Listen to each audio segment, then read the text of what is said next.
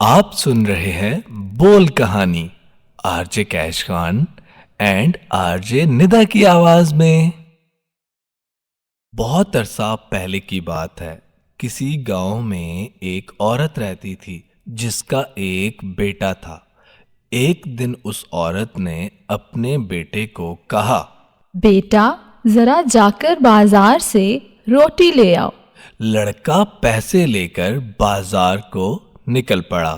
رستے میں چوراہے پر اس نے کچھ بچوں کو بلی کے مریل بچے کو ستاتے ہوئے دیکھا۔ اسے بلی کے بچے پر رحم آ گیا۔ اس نے بچوں سے پوچھا، اے بچوں، اس بلی کے بچے کو بیچو گے؟ بچوں نے کہا، ہاں بیچیں گے۔ لڑکے نے سوال کیا، کتنے میں بیچو گے؟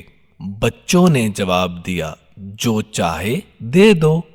لڑکے کے پاس جتنے بھی پیسے تھے، اس نے ان بچوں کو وہ پیسے دے کر بلی کا بچہ لے لیا اور گود میں اٹھا کر گھر لے آیا۔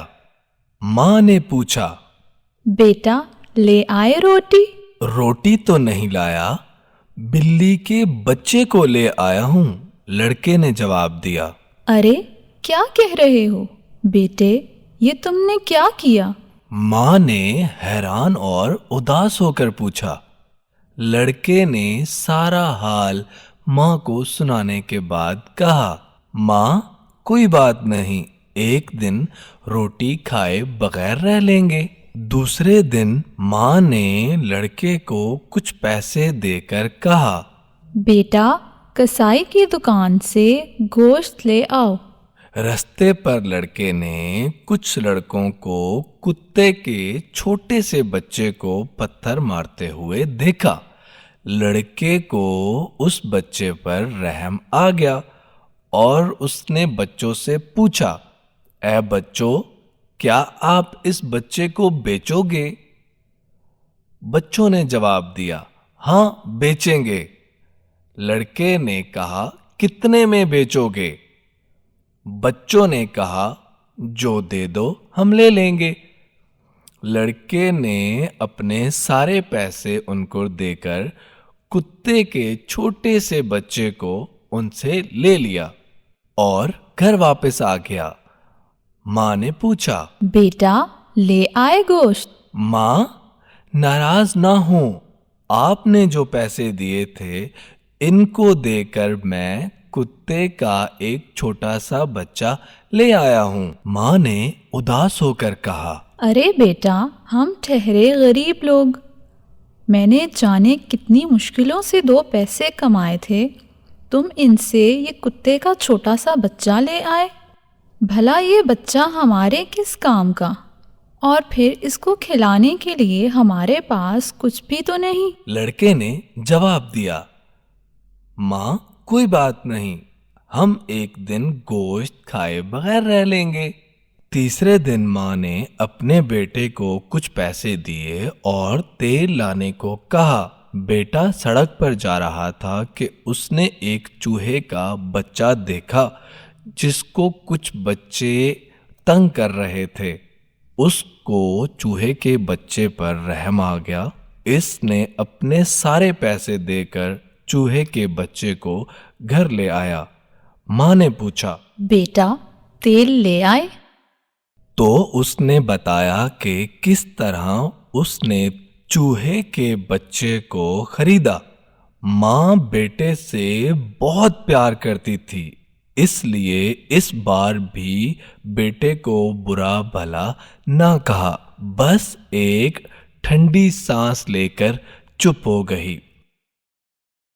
بہت دن گزرنے کے بعد لڑکا جوان ہو گیا۔ کتے کا بچہ پورا کتا بن گیا، بلی کا بچہ بلا بن گیا اور چوہا اچھا خاصا بڑا چوہا بن گیا۔ ایک دن نوجوان دریا میں مچھلیاں پکڑ رہا تھا۔ اس نے مچھلی کو کاٹا اور اس کی آنتیں کتے کو ڈال دی۔ کتا آنتوں کو کھانے لگا۔ اچانک اس نے ایک چھوٹا سا پتھر دیکھا، جو سورج کی طرح چمک رہا تھا۔ نوجوان نے اس پتھر کو دیکھا اور خوشی سے اچھلنے لگا، کیونکہ وہ ایک جادو کا پتھر تھا جس کے متعلق وہ اپنے گاؤں کے لوگوں سے سن چکا تھا۔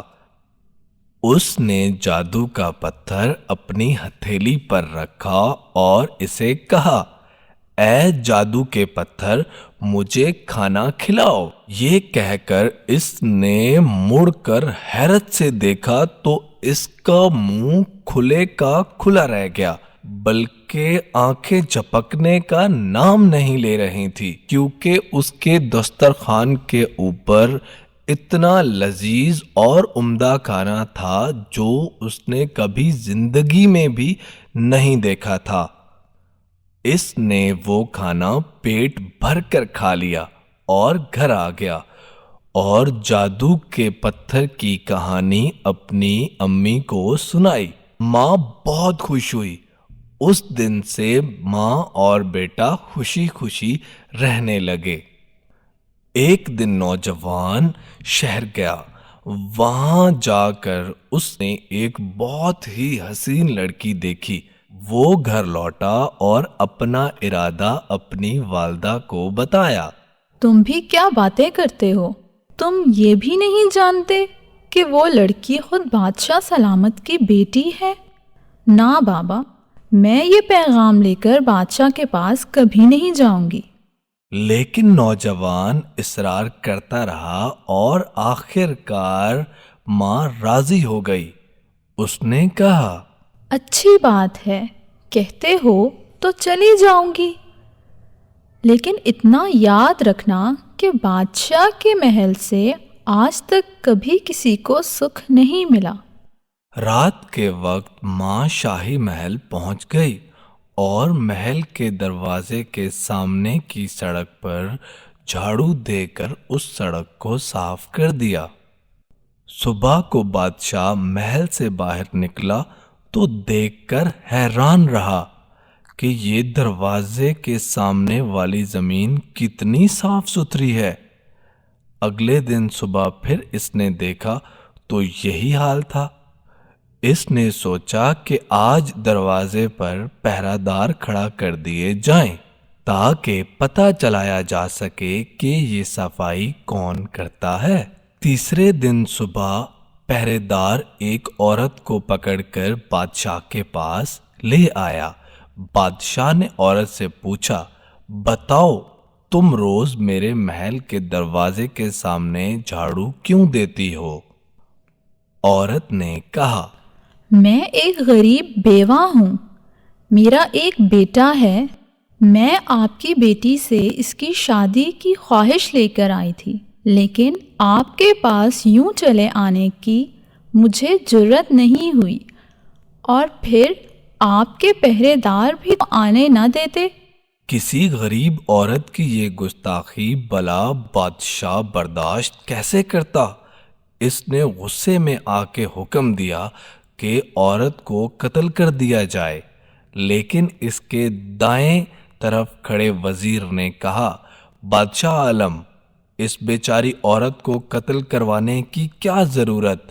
آپ اس کو کوئی ایسا کام بتائیں جس کو پورا کرنا اس کے بس کی بات نہ ہو، بس پھر یہ خود ہی محل آنا بند کر دے گی۔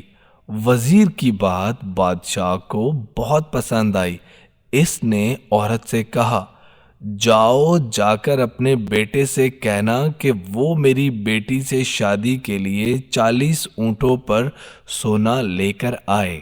ہم بیچارے اتنا سونا کہاں سے لائیں گے؟ عورت نے اداس ہو کر سوچا اور محل سے اپنے گھر کی راہ لی۔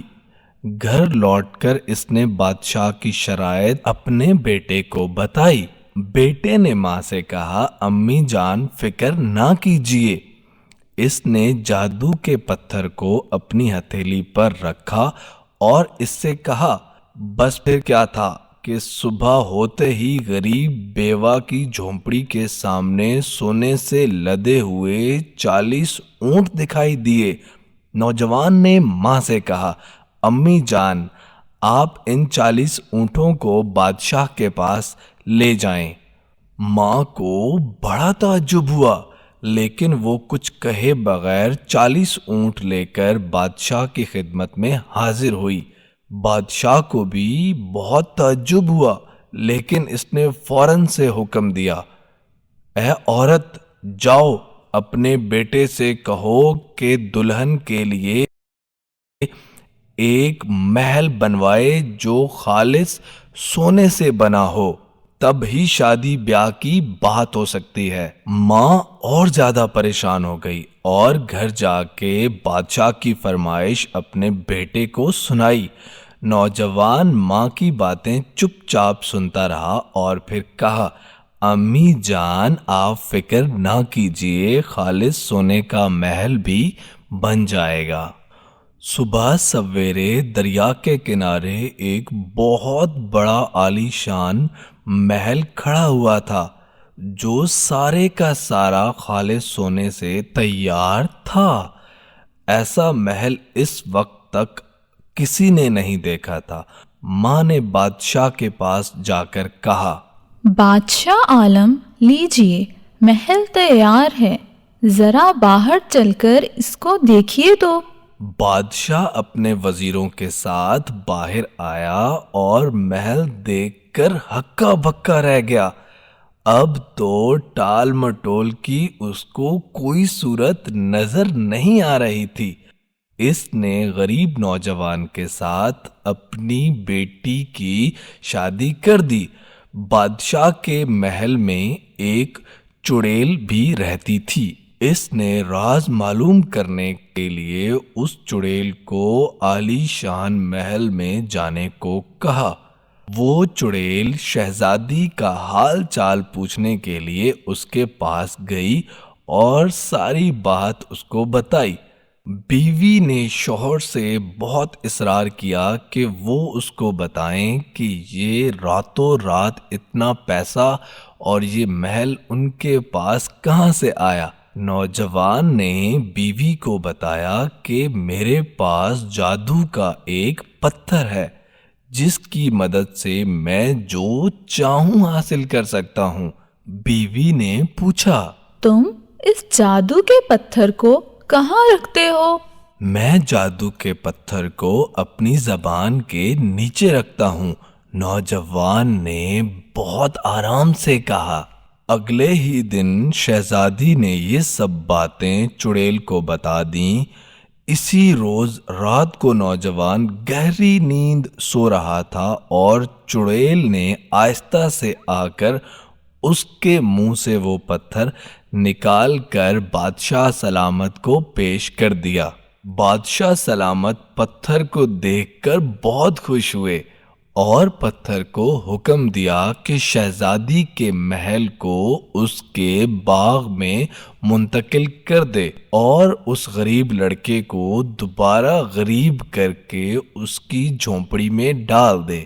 ایک ہی لمحے میں سونے کا محل بادشاہ کے باغ میں کھڑا تھا۔ نوجوان نے آنکھیں کھولی تو نہ محل تھا، نہ شہزادی تھی، بلکہ اس کی والدہ اور وہ ایک چارپائی پر موجود تھے۔ ایک کونے میں کتا، بلی اور چوہا ان کو دیکھ رہے تھے۔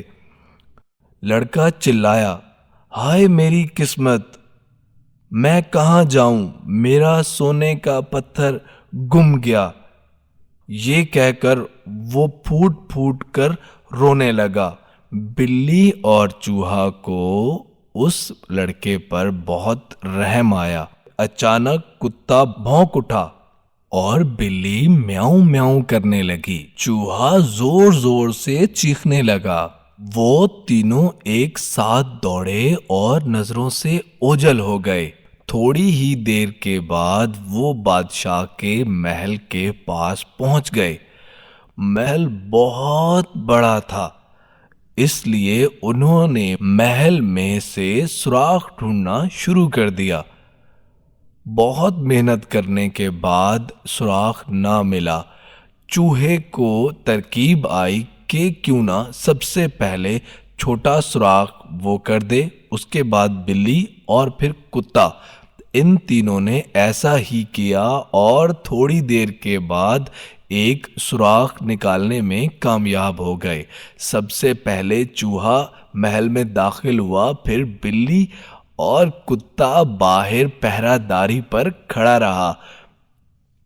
چوہا اور بلی جلدی سے محل میں بادشاہ کے پاس پہنچے۔ بادشاہ سلامت اس ٹائم سو رہے تھے۔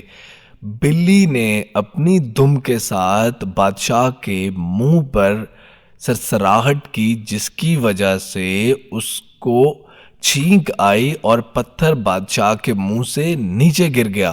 بلی نے فوراً سے جا کر پتھر کو اٹھایا اور سوراخ کی طرف دوڑی۔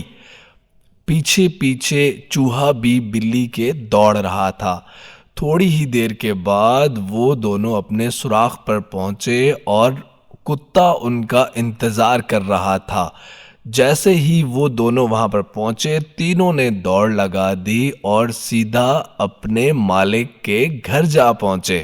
ادھر محل میں ہر طرف کھلبلی مچ گئی اور پکڑو پکڑو کی آوازیں سنائی دینے لگی۔ ادھر نوجوان بہت زیادہ خوش ہوا اور اس نے بلی، چوہا اور کتے کو بہت سارا پیار کیا، اور ساتھ ہی اس نے پتھر کو حکم دیا کہ محل کو تباہ کر دو۔ تھوڑی ہی دیر میں نہ محل تھا، نہ بادشاہ، نہ شہزادی اور نہ ہی چڑیل، سب کچھ ختم ہو چکا تھا۔ لوگ کہتے ہیں کہ اس کے بعد نوجوان نے ایک مالی کی بیٹی سے شادی کر لی اور اس کے بعد وہ پرسکون زندگی گزارنے لگے۔ تو بچوں، اس کہانی سے ہمیں یہ سبق حاصل ہوتا ہے کہ ہمیشہ ہمیں دوسروں پر رحم کرنا چاہیے۔